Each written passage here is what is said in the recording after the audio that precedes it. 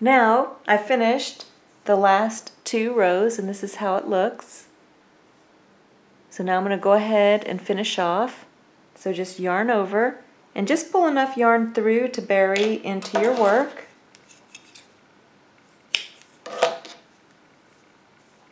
So now I'm going to show you how to bury the loose yarn ends. So this is how much yarn that I have left after making 2 of these. So there's plenty of yarn. Looks like I can even make another one. So now you can decide which side's going to be the right side and which side's going to be the wrong side.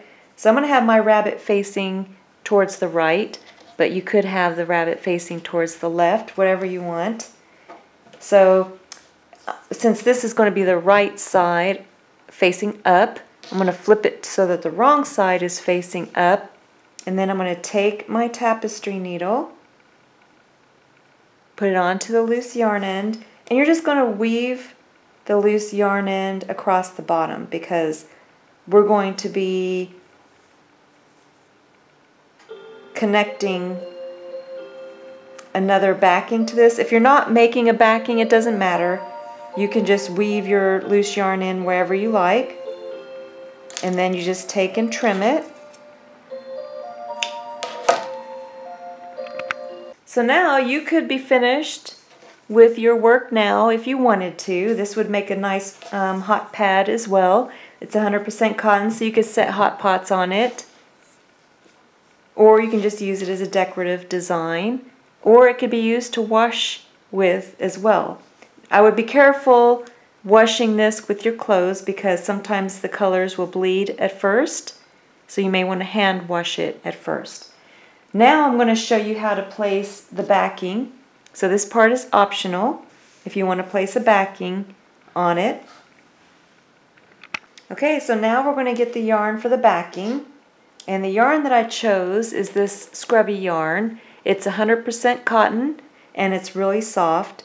So it still has a little scrubby component to it, so you can scrub your pots and pans and dishes, but it's not too abrasive. And if you don't want to use it as a dishcloth, you can also set warm items on it or hot items on it because it's 100% cotton. So we're going to start with a starting chain. So you're going to take your yarn, fold it over on itself to form a loop, take your crochet hook, go right through the loop, hold the base of the loop with your middle finger and your thumb, then you're going to yarn over, turn the hook upside down, and go through the loop for a slip knot. Go ahead and cinch that knot down and then cinch the loop around your crochet hook. Now I like to use my 6mm crochet hook with this style of yarn because it's a slightly larger hook, and it helps when you're crocheting with this style of yarn, it just helps to have a little bit larger hook so you can see the chains on your starting chain. So I'm just going to show you 4 chains on video tutorial, but you need to make a chain of 33 or whatever size that you need for the backing for your front portion. So I'm going to hold the chain up to the front portion to make sure I have the right size. So you're going to yarn over, turn the hook upside down, and go through the loop for 1 chain, 2, 3, 4. So my starting chain is going to be a chain of 33. So now I have a starting chain of 33, and you can double check your work. Just lay it on the front portion, and then you can see that mine hangs over a little bit because I'm going to be double crocheting back into the 5th chain from the hook, which will make it fit. So now you're just going to count back 5 chains, 1, 2, 3, 4, 5, and you're going to make a double crochet into that 5th chain from the hook. So just yarn over, go into that 5th chain, bring up a loop, and then just complete a double crochet. Then you're going to chain 1. You're going to skip a stitch on the starting chain and then go into the next stitch over and make a double crochet.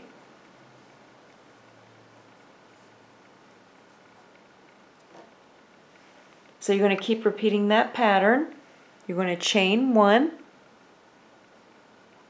skip a stitch on the starting chain, and then make a double crochet into the next stitch.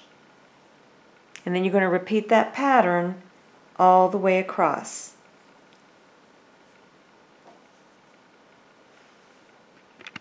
And this is what my work looks like after I've finished. Then you're going to move up to the next row. So you're going to chain 4. 1, 2, 3, 4. And then just turn your work. And again, this chain 4 represents your double crochet and your chain 1. So you're going to skip over the chain 1 space and then just make a double crochet into the double crochet stitch. So just like you did before on the front portion where you made a chain 1 double crochet, you're going to repeat that for this one all the way until you have the length that you need to cover the back of your hot pad. Now remember, because we're using a different style of yarn and crochet hook, you may not have as many rows as you did for the front. So always check it and make sure if you have enough rows. When you come back, I'll show you how many rows that I needed for mine. So for mine, I had a total of, let's see, 1, 2, 3, 4, 5, 6, 7, 8, 9, 10, 11, 12, 13, 14 rows. And then when you finish the last row, you can go ahead and finish off. So just yarn over and then just pull enough yarn through to bury into your work.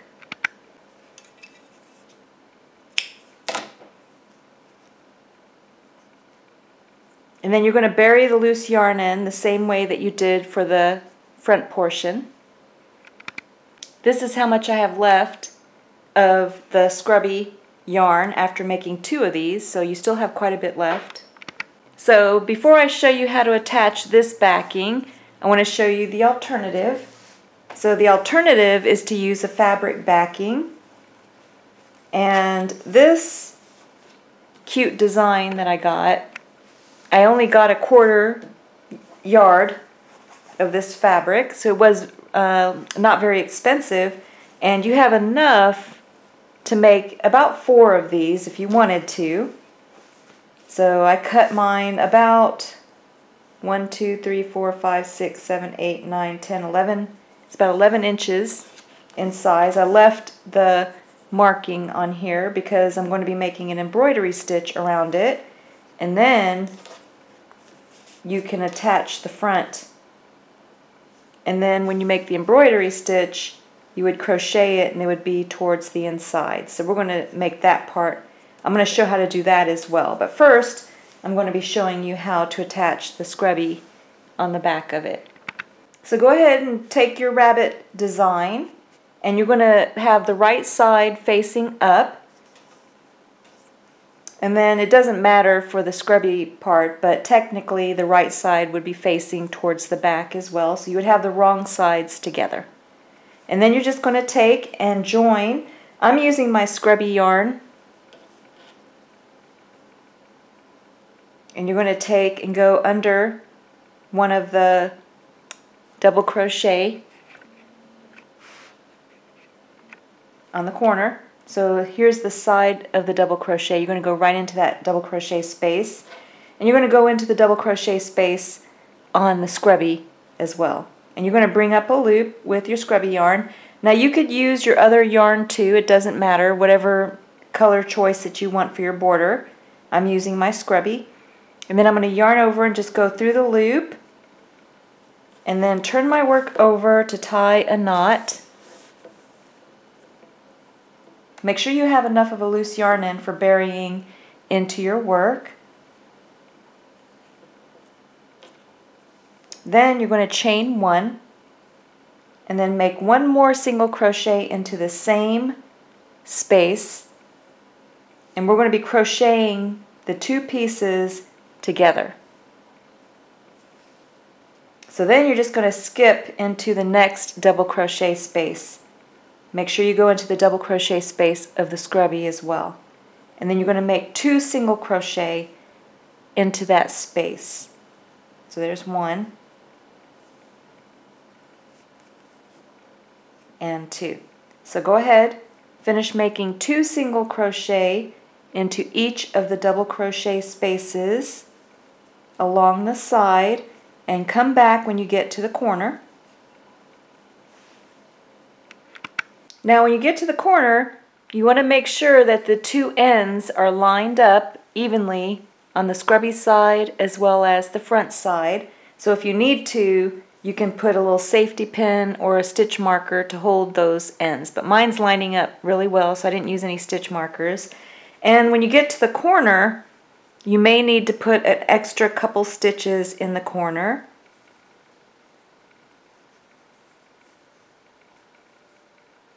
As you're turning.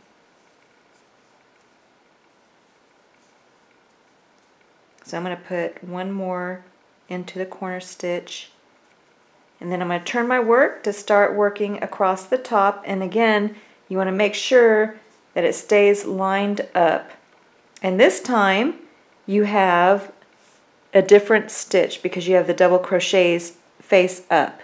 So you're going to make 1 double crochet into, actually, to make it easier, I'm just going to put 2 double crochet into the chain 1 space, and that will make it easier than trying to get into the double crochet space. So you just go through making sure that it stays lined up. You don't want it crooked when you get to the end, so if you need to, put a stitch marker there to hold it. But then just go into each of the chain 1 spaces and just make 2 single crochet across the top. Then when you get to the corner, you may need to put 3 single crochet into the corner, and then that will turn towards the other side. So I'm just going to show you a close-up of my work. So it's looking good. I have the one side finished, and then I turned the corner and went across the top, and this is what it looks like on the other side, so it looks really good. And then you're just going to resume down the opposite side the exact same way. So you're going to make 2 single crochet underneath the double crochet. And again, just make sure that the corners line up. And then along the bottom, you're going to crochet it the same way as you did for the top. So 2 single crochet into the chain 1 spaces. And I put an extra single crochet in the corner to make sure it lays nice and flat. Then I put 3 single crochet into the corner to finish up, and then I'm going to make a slip stitch into that first stitch that I made, and then I'm going to go ahead and finish off. Just yarn over and just pull enough yarn through to bury into your work.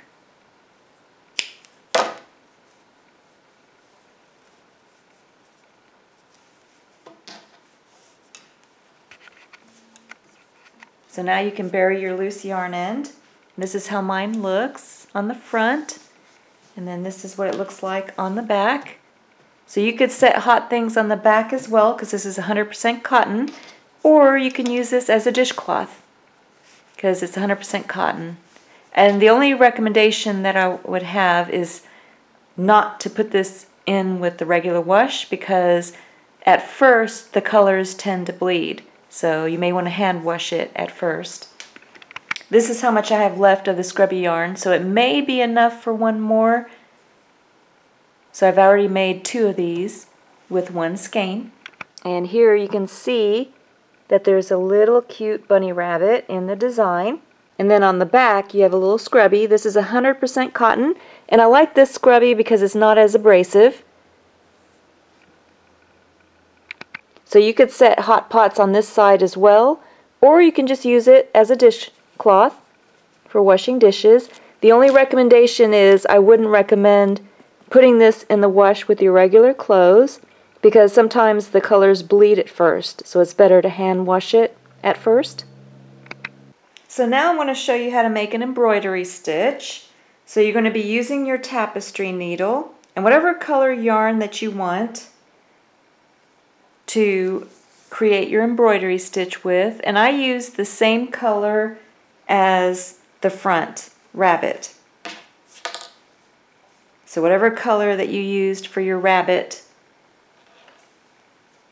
that's the color that you're going to use for your embroidery stitch. And you want the right side of your fabric facing up. And the embroidery stitch will look like this on the right side and like this on the wrong side. And then you're just going to get the tapestry needle, and I like the one with the pointed end. And you're going to come up, and I left about, I would say, a couple of centimeters, maybe 1.5 centimeters around the edge. And you're going to be creating this border all the way around. So you always start from the wrong side and you come up with your tapestry needle. And you're going to want to leave enough of a loose yarn end on the wrong side for tying a knot and burying. So this is where I started, and I'm going to come back to this and tie a knot on the wrong side. So you just come up from the wrong side, and you're going to hold the yarn over. The loop of the yarn should be on the top away from you. And you just want the yarn over at a 45-degree angle to the left. And then just take your tapestry needle, and you're going to go right near where you came out from the wrong side. And you're going to get about 1 centimeter to 1.5 centimeters with your tapestry needle with the fabric. And then you're just going to bring the tapestry needle through, and you should be going inside of the loop that the yarn is creating. And then you just pull the tapestry needle through the loop, and then the yarn will form a loop around where the yarn and create the embroidery loop. And then you're just going to keep repeating that. Hold the yarn to the side, and then you don't want to go inside of the loop with your tapestry needle. You're going to go just outside of the loop. And then you're going to take about 1 centimeter, 1.5 centimeters again with the tapestry needle going in the center of the loop. And then you just pull the tapestry needle through and cinch down your embroidery loop. And you just keep repeating that all the way around. When you run out of yarn, you just get some more of the same color and then just tie a knot, and then you can bury those loose yarn ends later. So go ahead, finish making an embroidery loop all the way around.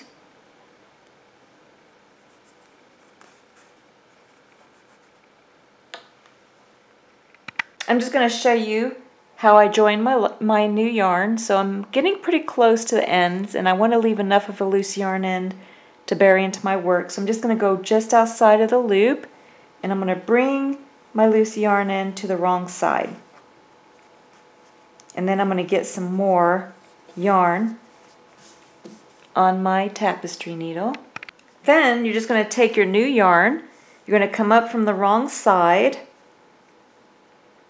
right where you came down from the right side. So real close to your loose yarn end. And then just bring the yarn through.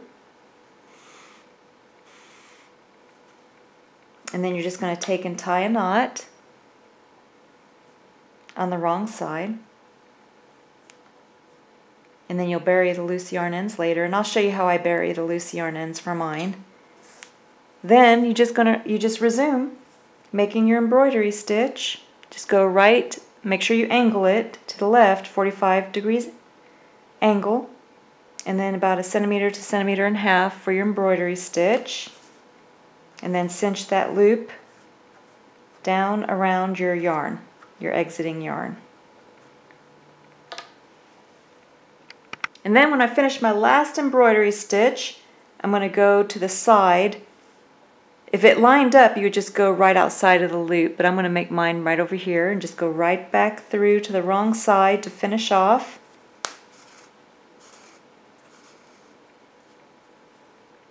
turn your work over, and then you could tie a knot with your loose yarn end. And that's the loose yarn end that I left when I first started.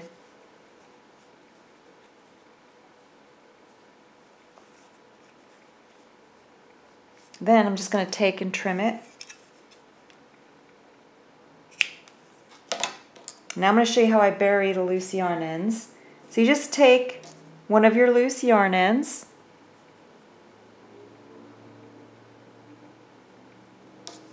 and I like to just weave it in and out. So I don't go through to the right side. I just weave it through the stitches along the back.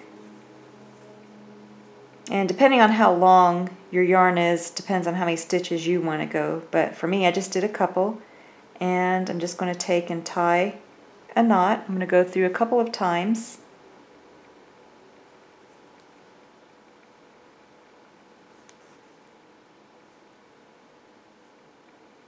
And then you can take and just trim it, but leave about a couple millimeters.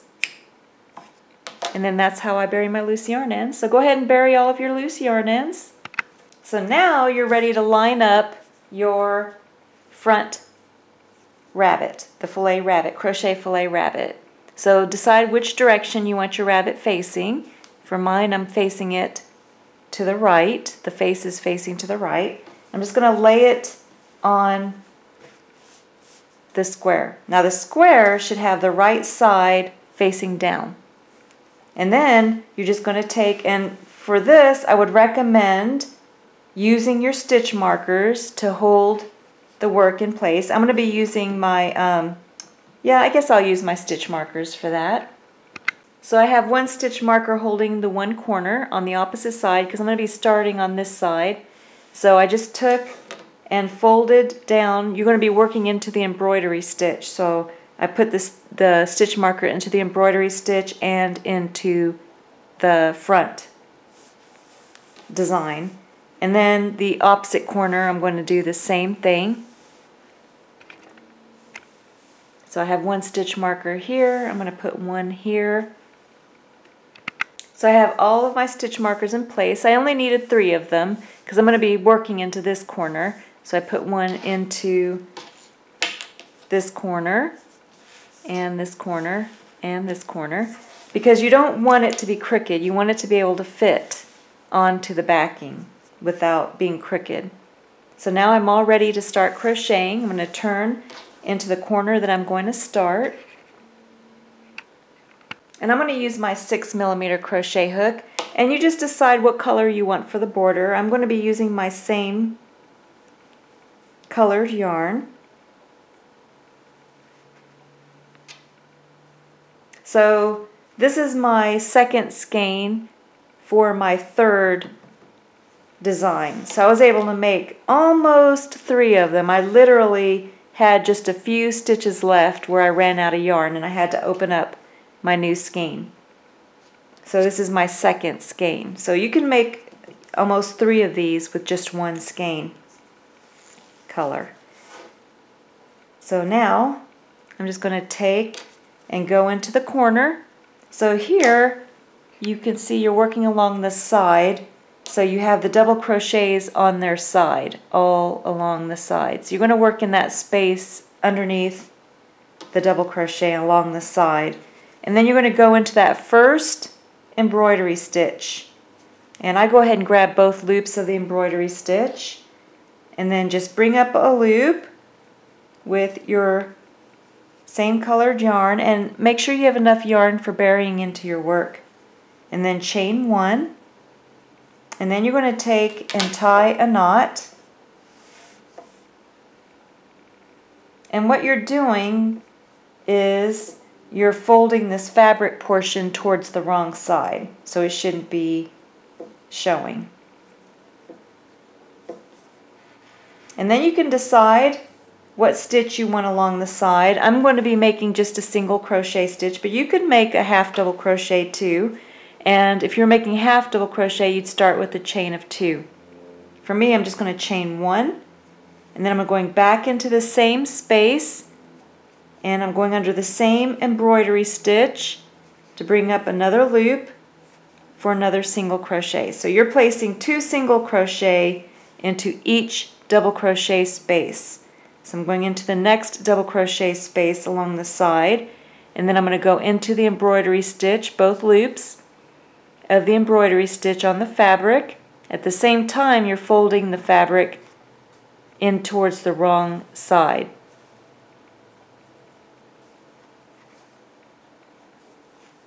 And then you're making 2 single crochet into the same space. And then you're just joining this front design onto the fabric backing. And I'm using my embroidery stitch to do that. So when you reach the first corner, come back and I'll show you what to do next. So continue making 2 single crochet into each double crochet space and each embroidery stitch until you reach the first corner, and then come back. So this is what it looks like on the filet design, and this is what it looks like on the fabric. So you see how it joins it really nicely, and it looks really good. So now you can see I'm getting close to the corner. Now you want to make sure that it lines up. So mine's a little bit longer on the crochet filet side, so I'm going to undo mine a little bit, because you can put 3 single crochet stitches into 1 embroidery stitch to get it to line up. So I'm going to take and make 3 single crochet into as many embroidery stitches as I need to make it line up.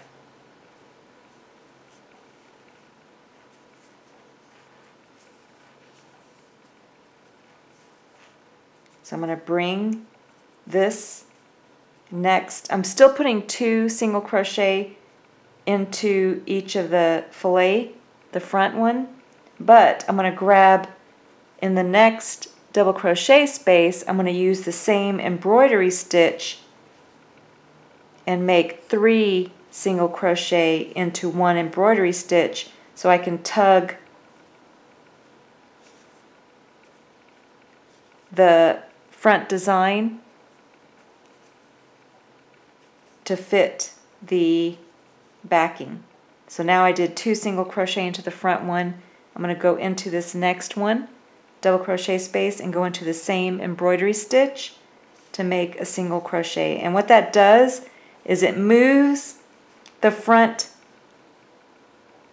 design over so you have more room to fit it.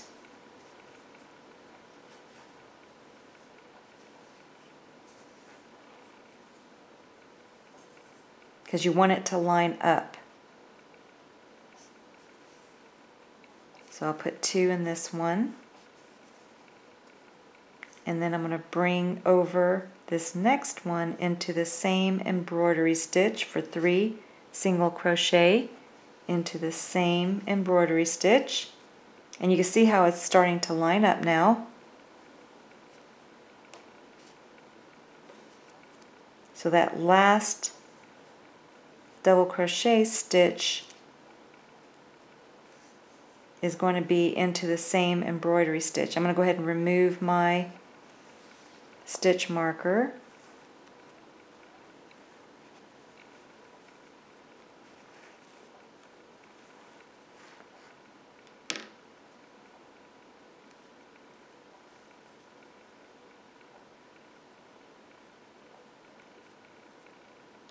And then I have 1 double crochet space before the top portion. So I'm going to pull this double crochet space into the same embroidery stitch to make it fit. And then I'm going to make a couple single crochet into the same embroidery stitch. And then I'm ready to turn, fold the fabric down towards the wrong side so that I'm lined up with the next embroidery stitch. And then I'm going to place Now you have the, here it is up here. So now you have the chain 1 space in between the double crochet. So I'm going to be working into the chain 1 space. So here on the top you have your double crochet to start, and then you have your chain 1. So you're going to go into the chain 1 space, and then you're going to grab that first embroidery stitch and make your single crochet. So I'm going to make a couple single crochet into that one.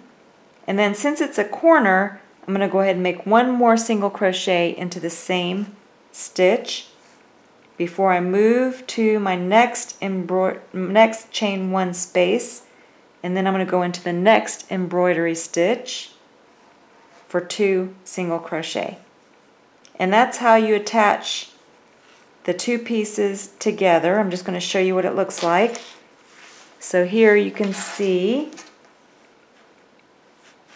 the nice stitch that it creates on the wrong side, and then on the right side it creates a nice border. So you may have to put 3 single crochet into one of the embroidery stitches, or a couple or several embroidery stitches, in order to get the front panel to line up with the back panel. So just keep that in mind when you're working along that edge, and you may have to undo some of your work just like I did to get that front panel to fit. Now for the next corner, what I did was I went ahead and just did 1 single crochet. So that's an option too. If you need only 1 single crochet to get the ends to join up, you can do that as well. So mine ended up lining up perfectly, and that's where the stitch markers help you. So it helps you to line up so that they're even on the front and the back.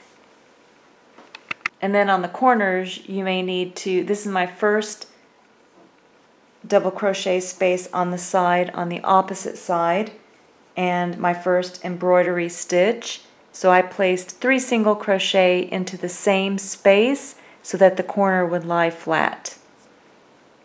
And then I would resume the 2 single crochet into the next embroidery stitch. So like I said, you may need 1 single crochet, 2, or even 3 to get the sides to line up.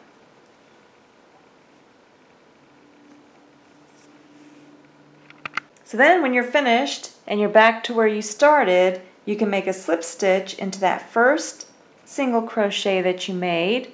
Just yarn over, turn the hook upside down, and bring the yarn through both loops on the hook for a slip stitch. Then you go ahead and finish off, just yarn over and pull enough yarn through to bury into your work.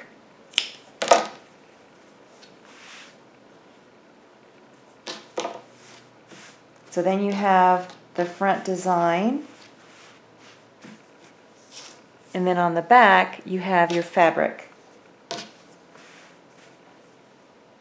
So here's the back, and then on the front you have your crochet filet design with the rabbit. So you just bury your loose yarn ends the same way. Just take your tapestry needle and the loose yarn end, and then you just kind of weave it along the side stitches, and then just cut it.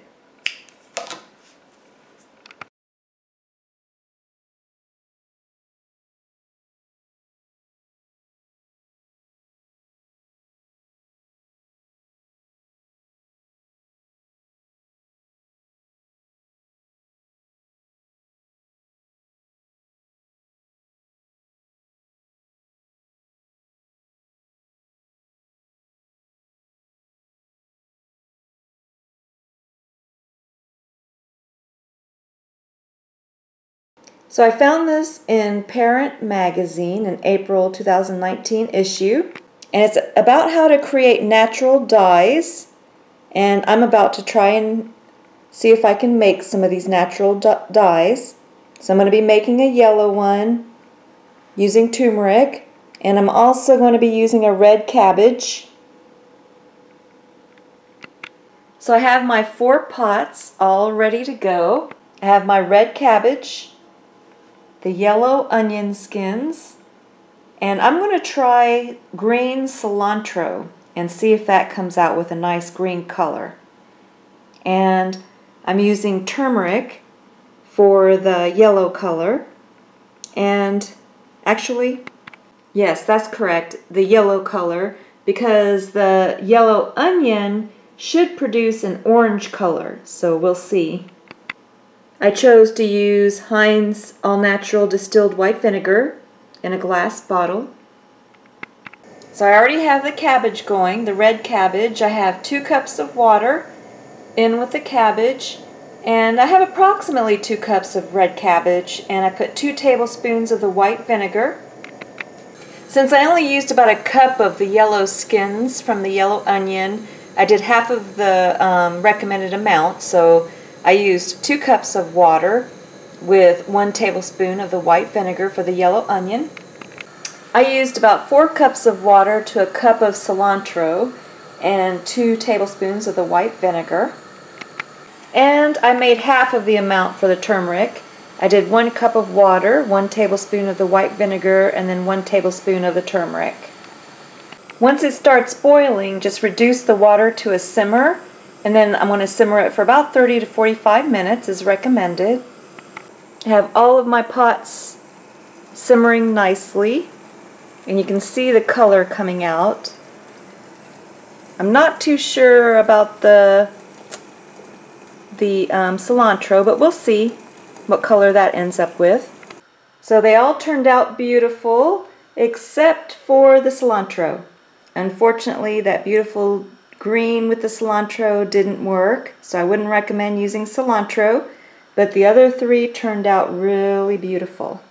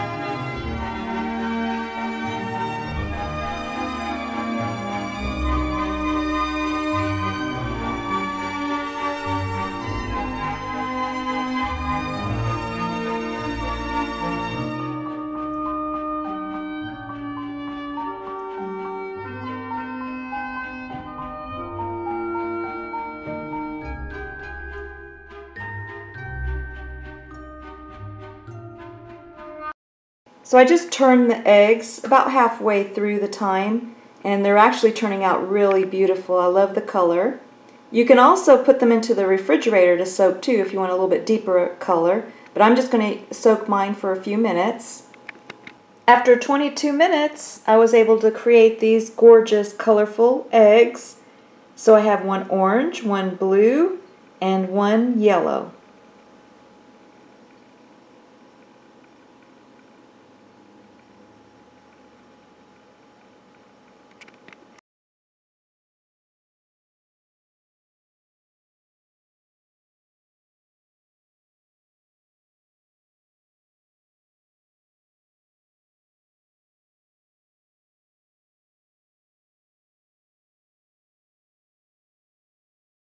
So the ingredients that you need for the carrot cakes, you're going to need flour and egg.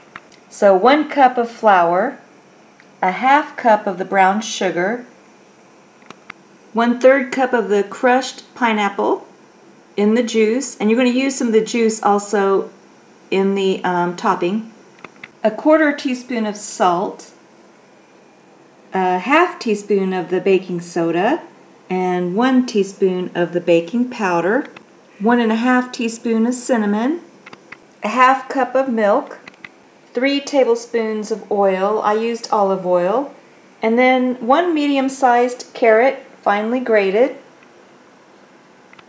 I reserved as much of the pineapple juice as I could for the topping.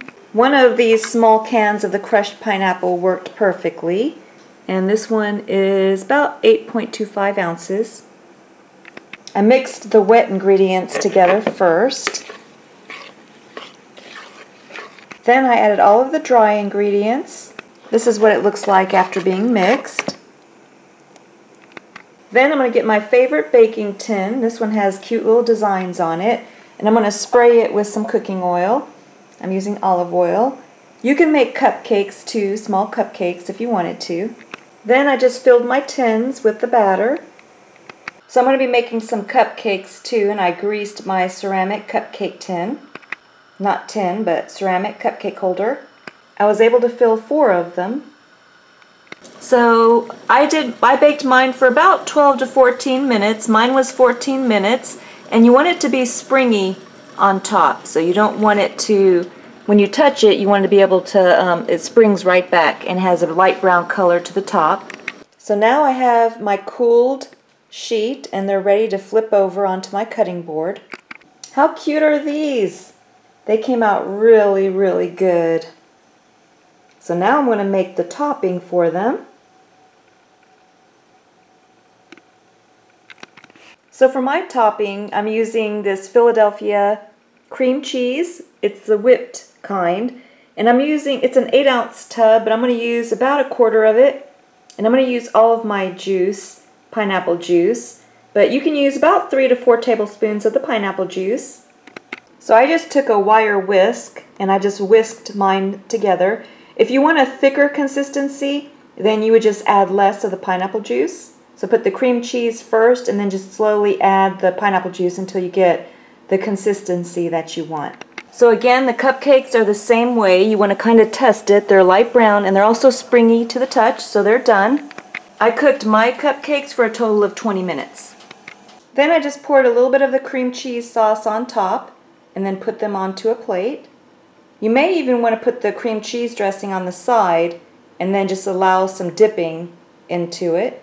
Then I just put some plastic wrap on mine. I'm going to put them into the refrigerator. My cupcakes also turned out really delicious. I just had to use a butter knife to help around the edges to get them out, but they came out perfectly.